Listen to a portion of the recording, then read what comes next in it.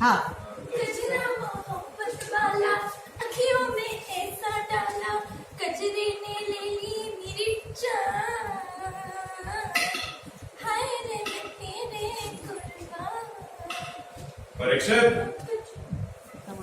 सब परीक्षित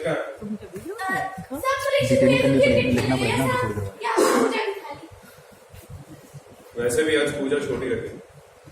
क्यों साहब? सर में दर्द। सर में मैं आपके लिए चाय बना रहा हूँ। तुम सब लक्ष्मण और लक्ष्मण बचवा। हाँ भाई